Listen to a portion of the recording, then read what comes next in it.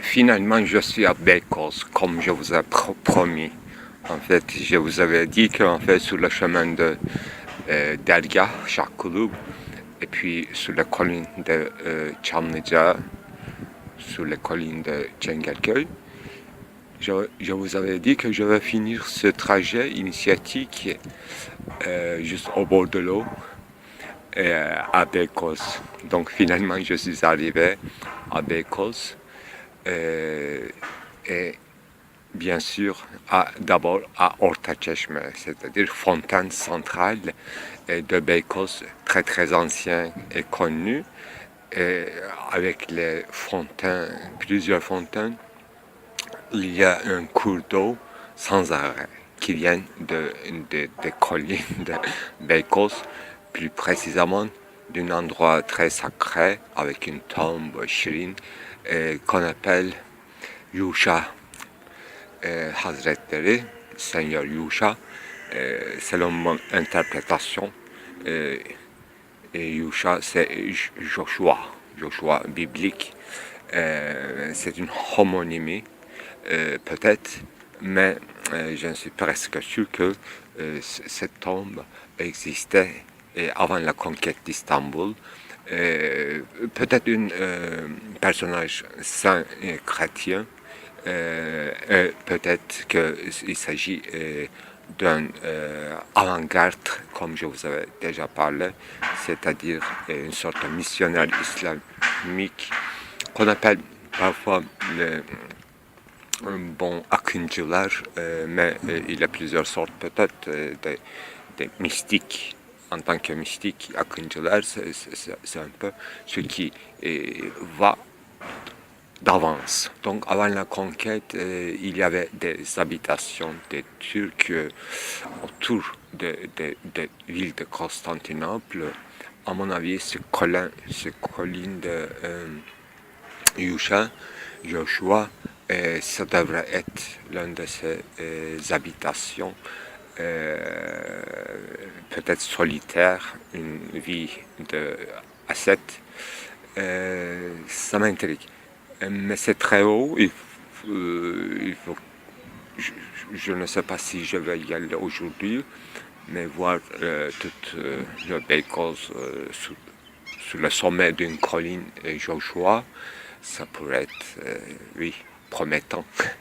Mais je suis tellement bien, je ne suis pas venu ici, à mon avis, depuis 10 ans. C'est pas changé, c'est resté identique. C'est un coin très très intéressant.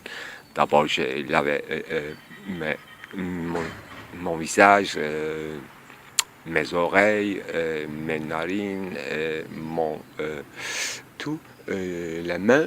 C'est une sorte d'absolution, en fait, s'absoudre avec l'eau.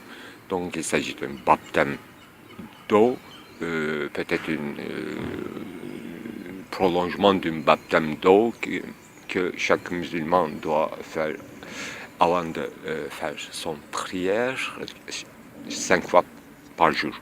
Donc je le fais dernièrement à Konya, dans la Şirin de Mevlana, Rumi, le grand, et deuxième fois dans ces décennies ici à Beykoz. Donc je me suis promis des choses promettantes et j'ai gracié aussi.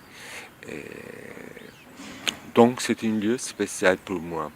Mais il y a des choses intéressantes, mais tout est presque immobilisé. C'est comme ancien Istanbul. Même les marchands, on peut s'amuser, on peut en parler pour rien. J'ai photographié en fait la table de poissonnier, donc on a échangé des esprits, jeux de mots, c'est très agréable. Et donc pour trouver vraiment le calme intérieur, il faut passer aussi par le calme extérieur. J'ai vu aussi, en fait, je savais qu'il était là, grand kiosque, villa ancien en bois de Ahmet Mithat Efendi. Je vais raconter son histoire, c'est très amusant en fait. Dans la last century, il y a eu Ahmet Mithat Efendi qui écrivait, en fait, il est un littéraire très fort. Et il s'essayait dans une pièce de théâtre aussi, en fait. Mais à Beykoz, il avait donc Villa Beykoz, j'ai photographié tout à l'heure. C'est à vendre, malheureusement, à vendre. C'est très triste. On n'a pas conservé, on n'a pas fait un musée.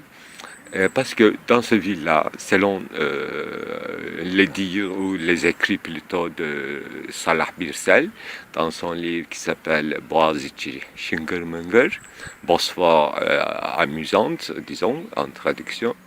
Donc il y a plein de faits divers concernant l'histoire de Bosphore. Et en ce qui concerne Ahmet Mithat Efendi, ce grand littéraire de l'époque, donc il s'essayait dans une pièce de théâtre, il a écrit une pièce très compliquée apparemment en fait. Il était vraiment, il a dévancé Brecht dans l'effet d'étrangeté, d'inquiétude et toutes sortes de jeux dans le jeu, avant la scène, après la scène, est-ce que le théâtre, la pièce commençait ou non. Donc c'était quelque chose de très compliqué, mais il n'y avait pas de public. En fait, c'est très loin ici à Istanbul, from the center of city. Donc, Ahmet Mithat Efendi installait bien à Bosphore et il se contentait du public qu'il trouve autour de son quartier. Donc, il a appelé tout le monde, tout ce qui peut venir, donc pour une pièce de théâtre. Donc, la majorité des gens, ils voyaient dans leur vie la première théâtre, en fait, une pièce qu'ils n'avaient jamais vue. Donc, il y a déjà un sentiment d'étrangeté, de voir première fois quelque chose du vrai, du faux. Qu'est-ce que c'est? C'est pas une histoire glorieuse des ancêtres, mais c'est quelque chose de moderne. Alors, il y a eu vraiment étonnement, inquiétude, ils n'ont pas compris, mais ils ont cru aussi à la pièce, donc il y avait un sentiment disons, débandade totale, pour ne pas dire autre chose. Et je n'ai jamais lu ce texte, s'il existe en écrit, en fait, il faut chercher vraiment un texte d'avant-garde, dans un lieu d'avant-garde. Quel était le nombre de pièces, en fait? Est-ce que Salah Birsel, qui est vraiment un écrivain très drôle, très bon vivant, et est-ce qu'il avait donné son nom? Voilà, c'est curieux, ça m'intrigue, comme toujours, c'est intriguant. Et ça ressemble à mes films. Peut-être que je suis une autre Ahmet Mithat Efendi dans notre époque. Bon, j'espère que vous allez vous amuser. Vous aussi. Bon, au poissonnier, j'ai raconté une petite anecdote concernant le premier arrivant à Istanbul de l'Anatolie. En fait, ils avaient entendu qu'à Istanbul, en fait, il y avait beaucoup l'argent. Et même de l'or, en fait, c'était l'or presque partout. Donc, il a cru à ça, un monsieur, un paysan, et il est venu donc dans les premiers jours d'Istanbul, il s'est promené sur le pont de Galata, alors le centre véritable de la ville. Donc, en se promenant par terre, il a trouvé une pièce d'or, Reşat Altın, avec une effigie du sultan et tout. Alors là, il a dit, il m'avait dit, ce qu'ils ont dit, c'était vrai, donc il y a partout de l'or. Bon, c'est bien, Istanbul. Donc, mais il s'est rendu compte que c'était un dimanche. Alors il a dit que zut, alors je ne travaille pas le dimanche, hein, je ne prendrai pas cette pièce d'or. Voilà. J'ai raconté ça spontanément au poissonnier parce que j'ai photographié sa table. Il m'a dit que bon, si tu n'achètes pas quelque chose, tu mets dans 5 livres turcs. Bon, il plaisantait peut-être, mais il était très insistant. Alors j'ai raconté cette histoire. Bon, on gagne de l'argent avec les photographies chez un procénier. C'est pas possible quand même. Ils faisaient blague, ils étaient plusieurs, ils ont ri. Enfin, quand j'ai raconté en réplique cette petite histoire de Lord de Rechat, sultan, grand sultan, donc ils ont compris et ils ont ri.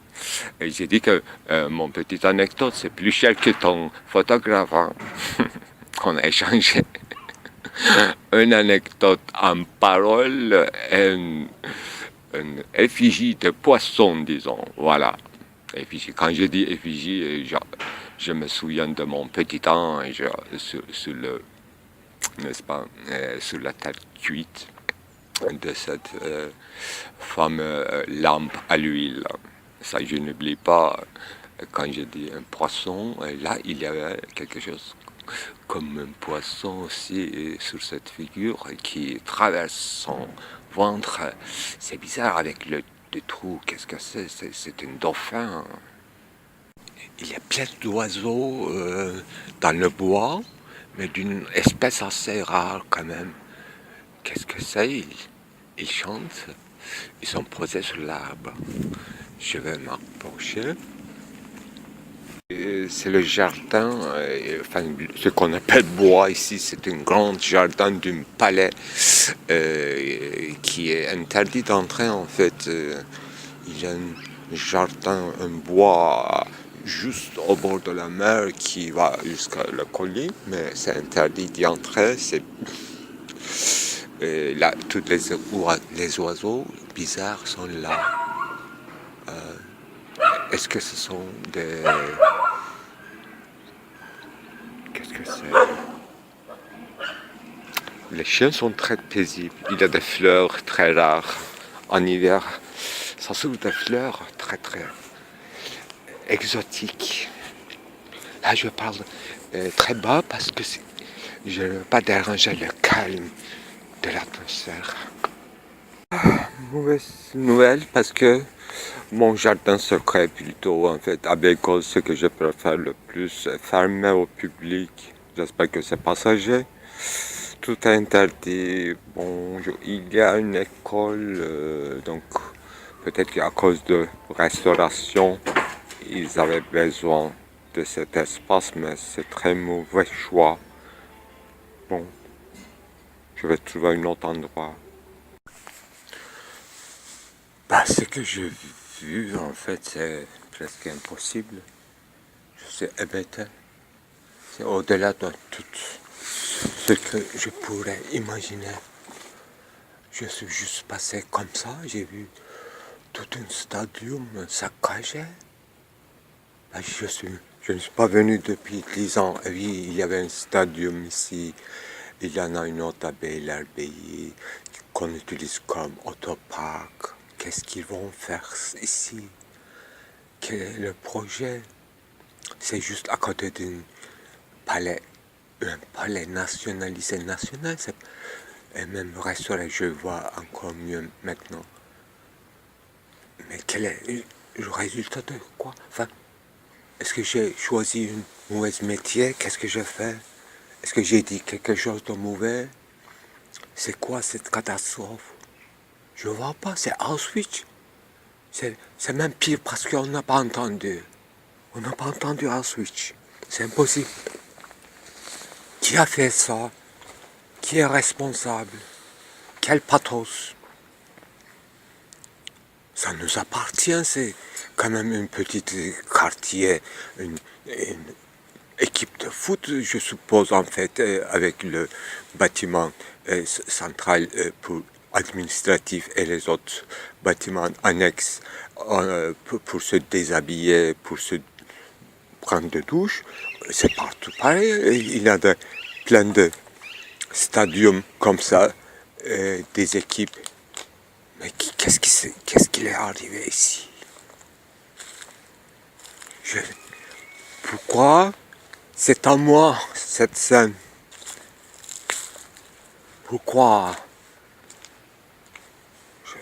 J'étais tout à l'heure très très heureux d'être à Beykoz. Je me trouvais à la fois calme, à la fois en sécurité profonde.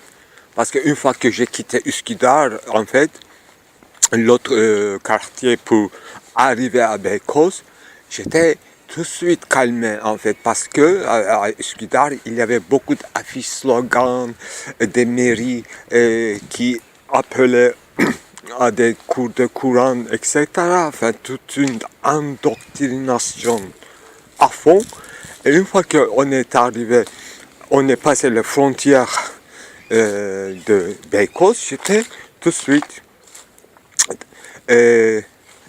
ému parce que était resté comme auparavant parce que c'est un quartier Beykoz, il faut parler historique de Beykoz en fait, c'est un quartier des ouvriers, toujours de gauche à ma connaissance, et il y avait une grande usine, l'une des premières usines, et peut-être unique usine de chaussures à Beykoz, et juste à côté de Beykoz central, il y a Paşabahçe, à ma connaissance, là il y a une grande usine de alcool, oui, raki turc. Voilà, ici, tout est ouvrier, tout est presque libre, mais il y a eu des transformations. Ce que je parlais, c'était des années 50, 60, en fait. Beykoz était ouvrier, éclairé, et bon vivant. Et puis, il y a 10 ans, c'était déjà changé, en fait. Toute la démographie était changée. Et il n'y avait pas beaucoup de pression, mais tout était envahi par un certain état d'esprit dont je n'aime pas, en fait, je n'aime pas. Il y a des grands espaces publics naturels ici, des grandes, enfin, Beykoz Çayır, ce qu'on appelle une plaine de Beykoz. Là, on peut faire des festivités, on peut vendre, on peut organiser des choses, mais tout est apparemment dégradé. Je ne viens pas depuis 10 ans, je ne peux pas savoir qu'est-ce qui s'est passé. À Istanbul, c'est pas ailleurs, c'est pas une autre ville, c'est pas une banlieue ici, hein. C'est au bord de Bosphore. Donc, ça devrait y avoir, à mon avis, une histoire d'investissement urbain. On ne peut pas expliquer cette violence de cette taille avec combat entre deux équipes de foot. Non, c'est pas possible. C'est un grand terrain en pleine nature et très riche en nature. Et c'est pour accaparer du terrain. Quelque chose, une sorte de complot, je ne peux pas expliquer. Je ne veux pas savoir non plus, je suis bien ici, mais il ne faut pas détruire. Il ne fallait pas. C'est pas une reconstruction urbaine, hein. C'est fait par malheur, par méchanceté. Ce qu'on voit en fait, enfin, j'ai filmé comme un détective. C'est pas normal, c'est pas une... Et je suis peut-être à ce moment-là au milieu d'un stade, n'est-ce pas, terrain de foot, et tout en visibilité. Je suis surveillé sûrement. Ici, on ne peut pas laisser comme ça aller sortir tranquillement. Je suis surveillé seulement par une certaine mafia. Bon, j'ai vu une seule voiture de police qui était immobile, donc ils s'amusaient. Mais bon, je devrais être prudent encore fois, mais je ne trouve pas faire des motifs philosophiques. Sauf que je parlerai de pulsions, de mort, de trucs comme ça, en fait. Et je n'ai pas d'appareil philosophique, je n'ai pas d'instrument philosophique pour expliquer ça. Je suis assis et je pense ce que c'était. Alors, suis-je responsable d'être venu parce que j'avais dit hier dans l'un de mes films que en fait je voudrais quand même enregistrer par la sonorité supplémentaire dans une salle de sport, n'est-ce pas? Dans une salle de basket et pendant le match pour c'est ce match en fait c'est cri, c'est intéressant, ça fait un écho ça m'inspire et voilà, seul rapport avec le sport c'est ça. Ici je me trouve dans une grande stade de foot détruit, aboli, un bibelot aboli, comme Malamé. En fait, je ne peux même pas faire des jeux de mots, des esprits, des choses compliquées. Seulement, j'ai remarqué que, en fait, c'est construit. En fait, il y a très peu de construction. Il n'y a qu'un grand terrain. Ce qu'on appelle la terre est entourée par les murs. Il y a quelques chambres, et c'est tout. Il n'y a pas une grande construction. Mais par contre, le palais et le bois, l'entrée interdite, c'était désaffecté, délabré. Ce palais est complètement restauré. Et la vue de ce palais se donne sur ce stade qui n'a pas quand même une beauté. Et donc, peut-être que le pouvoir public a fait quelque chose, utilisé des moyens supplémentaires et substitutifs. Enfin, il a utilisé des substituts des supporters d'équipes de foot pour détruire, pour fermer, pour annuler, pour rayer de cartes à la fois cette stade, à la fois cette équipe de foot de Beykoz. Ça devrait être ça. On n'a pas expliqué avec une petite bagarre de quartier, ça, non. C'est exposé, on détruit et exposé au public. Pour dire que, voilà, les gens de Beykoz ne peuvent pas diriger Beykoz. Voilà, peut-être ça. Bon, c'est pas une beauté, j'ai dit, pour cette stade, parce que, comme chaque construction un peu sommaire, mais il y a un arbre, vous savez, en fait, dans une sorte de chambre, il y a un trou dans le plafond, et l'arbre centenaire, soi-disant conservé dans ce trou de chambre. Et j'ai photographié longuement. Je me demande si c'est bien compris. Et c'est... attends, quelqu'un vient. Donc, pour parler clair, en fait, à l'entrée de stade, il y a plusieurs entrées. J'appelle l'entrée du nord. Et il y a un truc une sorte de cabane de gardien. Là, dans cette petite chambre, peut-être une sorte de salle de bain, il y a un trou dans la profonde pour qu'un arbre centenaire soit conservé sans être coupé. C'est un effort qu'on voit dans certains restaurants sommaires aussi. Il y a toujours des arbres à l'intérieur pour ne pas couper. Alors cet arbre, en plus, peut-être après tous ces incendies et des accidents, et cet arbre aussi est brûlé, moitié brûlé. Mais on ne peut pas brûler un arbre vivant, c'est-à-dire centenaire. Ça dure des 100 ans. Donc ça reste comme un monument. Là, ce qu'il faut conserver, à mon avis, cette chambre avec cet arbre moitié brûlé, moitié rongé par les petites vers, bien sûr, en fait. Depuis combien de temps il est enfermé comme ça, les racines, dans un béton, n'est-ce pas? C'est étonnant.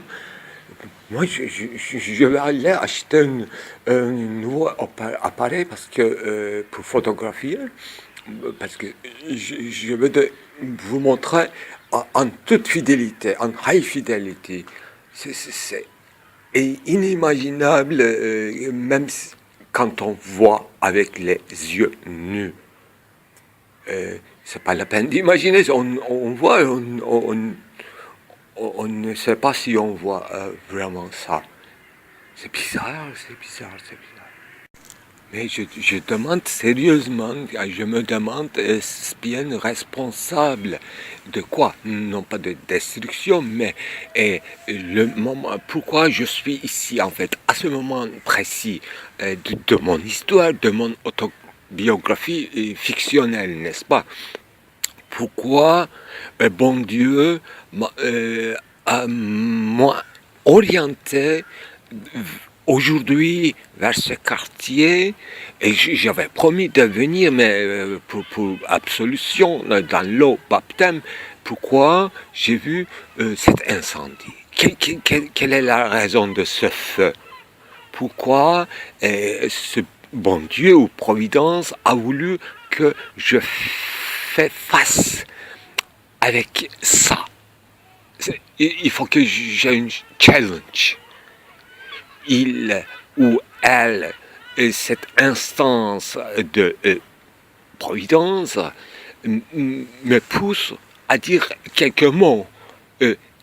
Il ou elle, il est intrigué de ce que je penserais.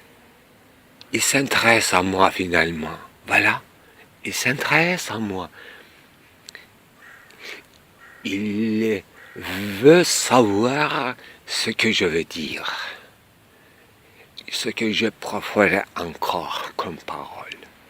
Là, je suis venu absu, c'est-à-dire préparé à une prière, n'est-ce pas? Avec la nature, bien sûr. Je suis panthéiste, il y a partout de Dieu. Dans un chien, dans un chat et tout. Là aussi, il y a Dieu. Je crois qu'à Auschwitz aussi, il y avait Dieu. Il y avait de Dieu.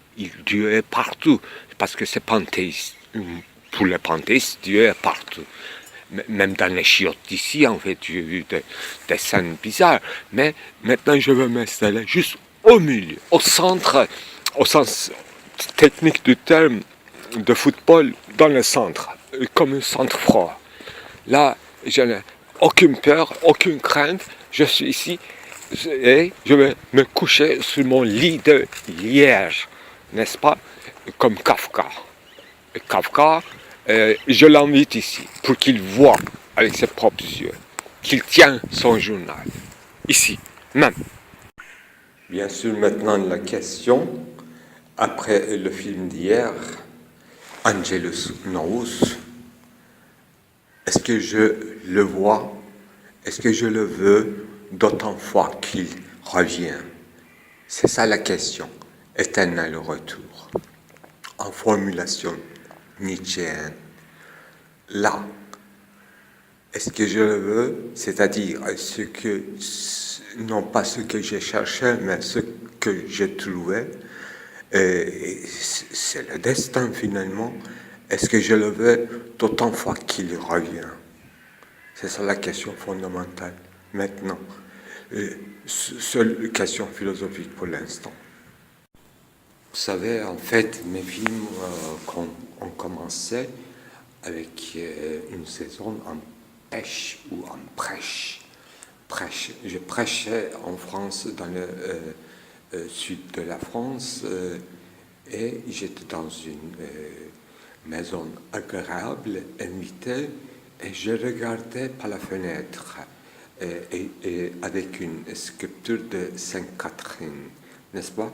Et je regarde de la même façon à l'extérieur, dans cette journée claire de l'hiver, et Sainte Catherine, j'espère que c'est avec moi. Je vois un paysage différent, mais verdure, la nature est même partout, et l'air aussi qu'on respire. Et c'est ça qui me tient au début. Il y a, à mon avis, une seule possibilité. J'ai ramassé quelques preuves, indices de l'ordre général et des petits objets, électricité, etc. Ça pourrait y avoir un accident d'électricité, un incendie dû à un feu involontaire.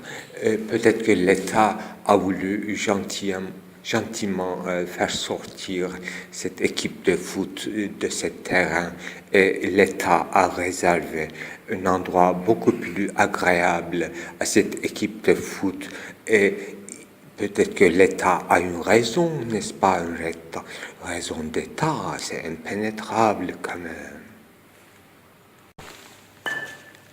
Et puis après, les gens sans abri, ils ont investi les lieux mais ils ont mal usé. C'est pour ça que l'état délabré devant lequel j'ai un spectacle inoubliable et mémoriable.